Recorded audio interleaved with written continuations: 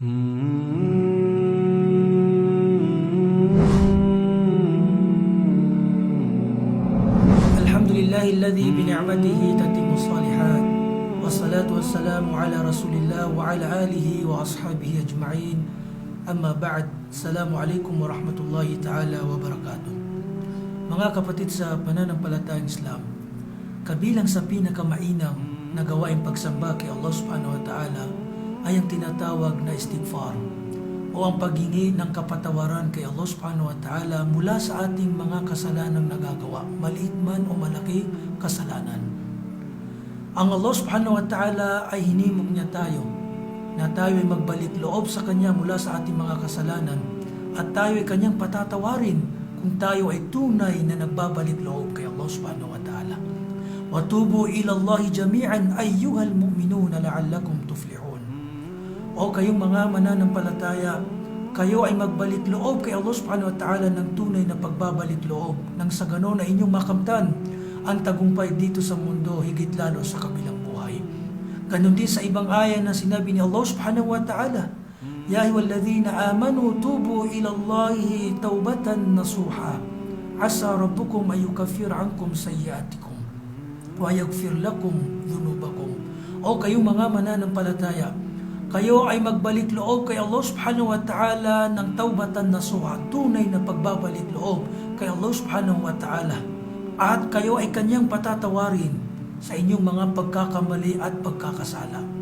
Maging ang mahal na propeta sallallahu alaihi wasallam na pinakamainam na nilalang na nilikha ni Allah subhanahu wa ta'ala ay palagi ang humihingi ng kapatawaran kay Allah subhanahu wa ta'ala.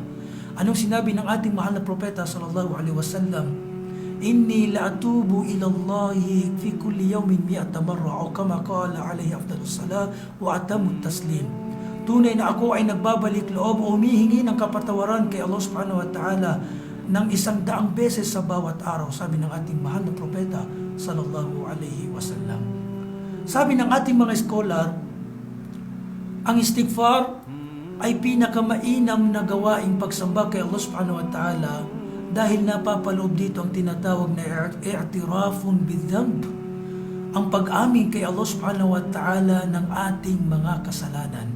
Kaya ito ay napakainam na gawaing pagsamba kay Allah subhanahu wa ta'ala dahil inaamin ng isang alipin kay Allah subhanahu wa ta'ala. Siya ay nagsisisi kay Allah subhanahu wa ta'ala mula sa mga kasalanan kanyang nagawa. May nabanggit na isang kwentong napakagandang kwento, nabanggit hinggil kay Hasan al-Basri. Nasabi ng ating mga scholar, nabanggit nila na si Hasan al-Basri habang siya ay nagbibigay ng lecture sa kanyang mga estudyante, may mga kalalakihang dumating sa kanya at kanilang isinangguni kay Sheikh Hasan al-Basri ang kanilang mga hinaing o mga problema. Ang unang dumating, sabi niya, Ya Sheikh, mayroong kaming farm, ngunit ngayon ay tagtuyot, walang ulan. Ano ang aming gagawin? Akthiru minal istighfar. Paramihin nyo ang paghingi ng kapatawaran kay Allah subhanahu wa ta'ala.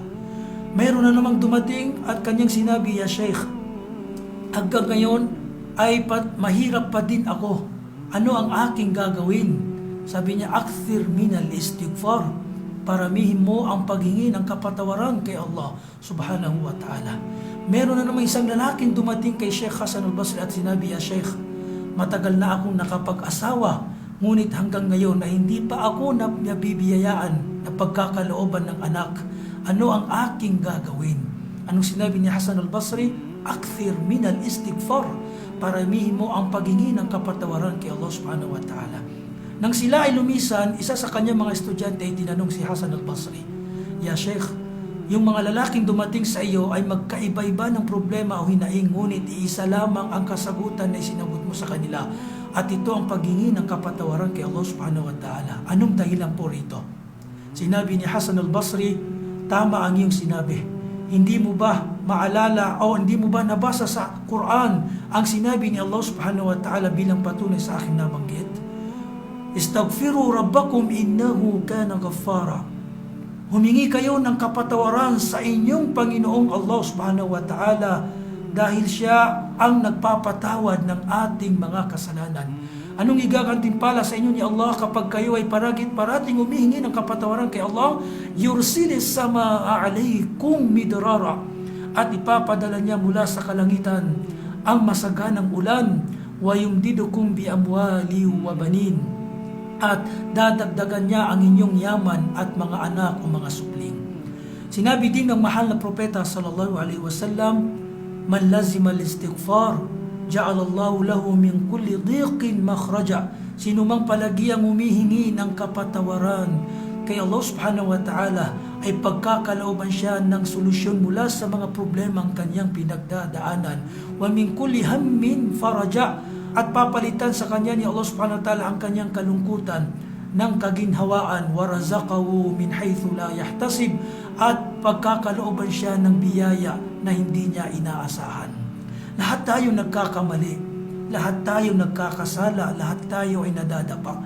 Ngunit ang pinakamainam sa mga nagkakasala ay siya yung bumabangon at humihingi ng kapatawaran kay Allah subhanahu wa ta'ala. Anong sinabi ng ating mahal na propeta sallallahu alaihi wasallam? Kullu bani Adam khata wa khairu khata'in at-tawwabun. Lahat ng angkan ni Adan ay nagkakasala o nagkakamali. Ngunit ang pinakamainam sa kanila ay yung bumabangon at nagbabalik loob kay Allah subhanahu wa ta'ala. Naway napulutan natin ng aral ang maiksing paalala na ito. Wa akhiru dawaya anil hamdulillah. Wassalamu alaikum warahmatullahi ta'ala wabarakatuh. مركز المهتدي الجديد